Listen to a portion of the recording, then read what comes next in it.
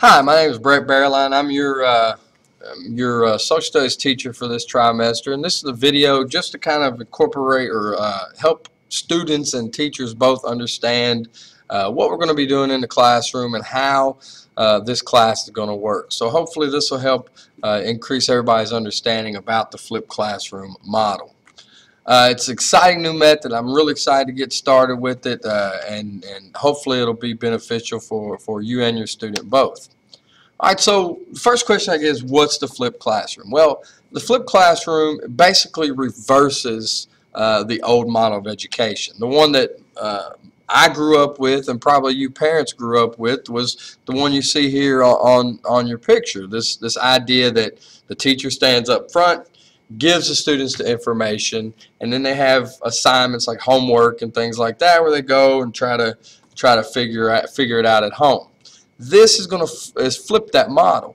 Now what you'll see is video lessons will be viewed by the student on their own time, and then in the classroom, the teacher, I'll work around facilitating with those students, helping them through what normally would be considered homework, and discuss be able to answer questions, be able to have one-on-one time with them. So let's talk about why am I deciding to do this? Well, first of all, the flipped classroom is not teacher-centered. Whereas most of the classrooms that we've been in are centered on the teacher giving information, this is going to be a student-centered model. And it's more self-paced, which allows students to gain mastery of a topic before moving on to the next one. Another benefit is each student is going to receive more one-on-one instruction from me. This is going to enhance my ability to build relationships with my students, make them feel more comfortable about asking questions and things of that nature. It also allows the student more time to ask questions, correct misconceptions they may have, and things of that nature. Also, students can select the learning method that works best for them, whether that be working in groups, studying individually. It allows students to find the niche that they work best in. Flip models also allow for better differentiation for all levels of learners. One of the problems we have in the education system is a lot of times we teach to the middle. So our lower achieving students and our higher achieving students sometimes get left out. This model is going to allow for a better way for students of all learning levels to progress at their own pace. It also makes class time much more effective.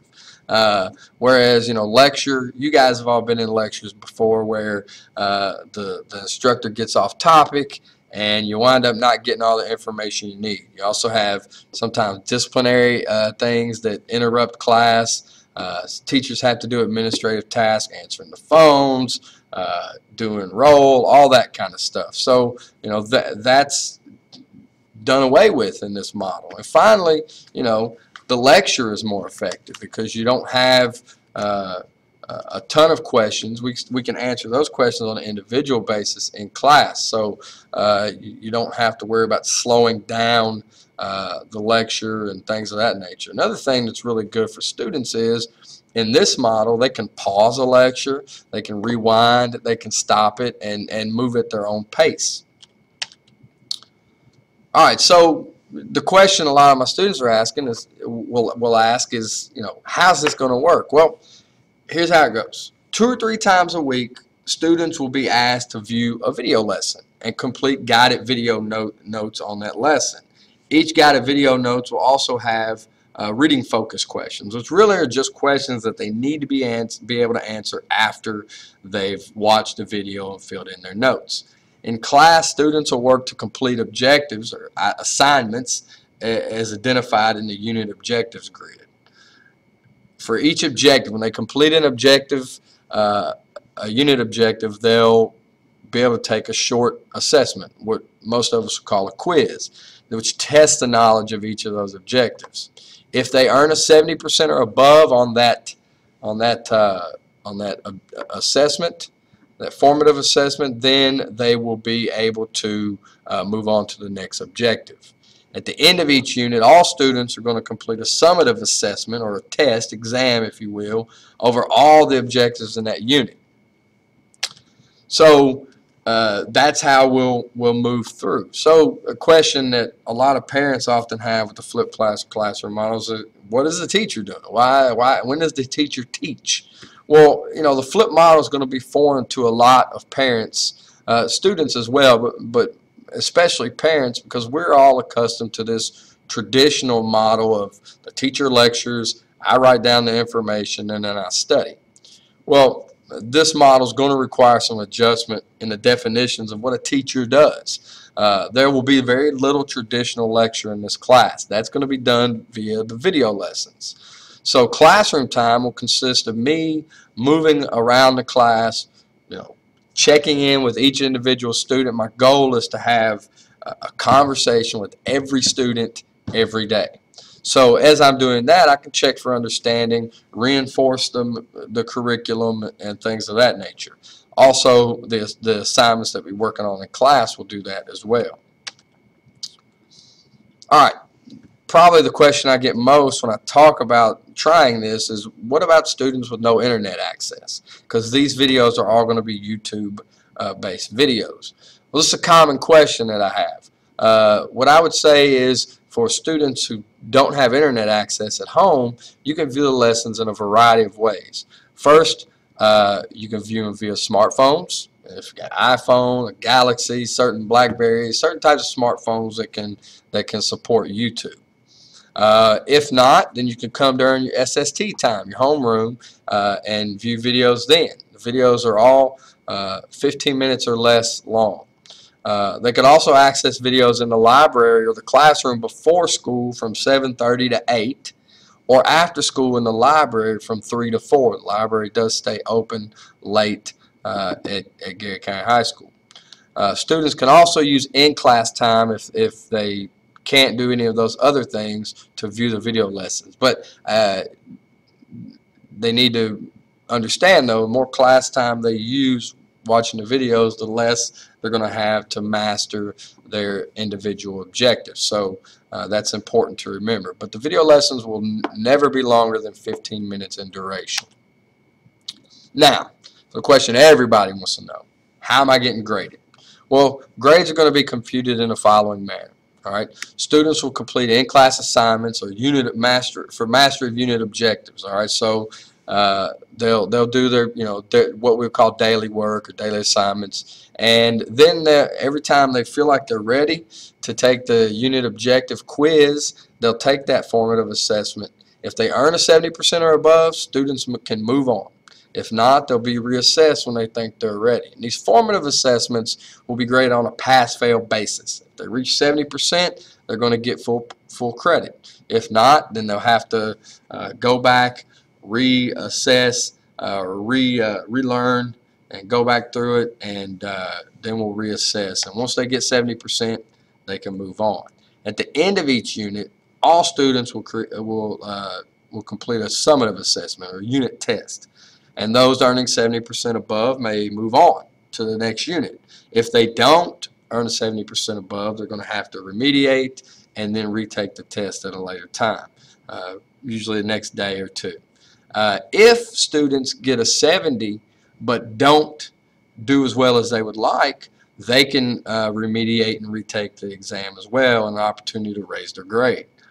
Summative assessments will count for 40% of students' grades, while the mastery assignments and the formative assessments will account for 60%. So your daily work and your quizzes are going to count for 60% of the grade.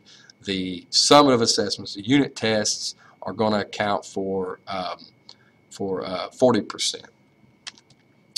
All right, so what does your child need to do to succeed in the class? Or if you're a student, what do you need to do? The only thing different with this class is the type of homework you're doing. Instead of doing a homework assignment that you might get stuck on, a parent may not be a help with, then you'll be watching videos, and then in class we'll be working through the assignments. So the flipped classroom requires the following. Students have to take responsibility for their own learning. So the student must plan time to watch the video when they're still fully awake and able to focus. Students must take the initiative to rewatch the videos if they need to. Students must make sure that if they're absent, they still watch the required videos when able. They'll all be posted on my website so they can come to class prepared and have a base of knowledge. And finally, students need to make sure they take the initiative to communicate with us either online or in person if there's issues watching the video. So they shoot me an email, come see me before school, during SST, during my planning, whenever, or during lunch. Whenever they can get to me, they need to. Finally, what does the parent need to do? Not finally, but what does the parent need to do? Well, the flipped classroom is really going to let you as a parent have a much more positive impact and involvement in your student's education, because you're not going to have to worry about answering junk about Louis the 14th and French absolutism that you haven't seen since high school, right? So that frustration will be gone. But some things that you can do. First of all, if your student's watching the videos at home, make sure they have a quiet place that they can watch and lecture. If they have headphones, that's even better. If you don't have internet or computer access, provide support for your student to stay after or come early to get that done. Also, you can ask your students about their reading focus questions. Ask them to tell you what their answers are. Get them talking about it. You can also have them read the notes out to you. All right. Read questions that they've written down. When I ask them to be writing questions as they're doing this, read those questions and check their understanding and check what their questions are. Make sure they have good ones, good questions that will help build their understanding. Also, encourage them to take their time when they watch the video. They only last 15 minutes, but make sure that they're actually getting the information. And last thing that you could do is actually watch the videos with them, so you can learn with them and help them when it comes time to do that regular practice. So that's a good idea also. You can learn together. So I've got some resources. There is a ton of evidence out there that shows that this will work. I've got some links here. Obviously, you can't click from this one, but if you'd like me to email you the links or send you a written copy of this presentation with the URLs for the links, I'll be happy to do that as well. Finally, I've got some videos on my webpage, and that is on the Garrett County High School website. You can go through Garrett County, www.garrett.kyschools.us, and you can link to the high school website from there, and from that point get to my my personal teacher page. So, I'm excited to be taking this journey with you. I hope that it's as good for your students' learning and for you guys learning as I think it will be. I mean, I'm very hopeful that this will be a great opportunity for all of our students and our teachers, hopefully, to look at education from a new perspective. So again, thank you for your support. If you have any questions, of course, feel free to contact me here at the school at 792-2146 or via my email address on the website. Thanks a lot, guys.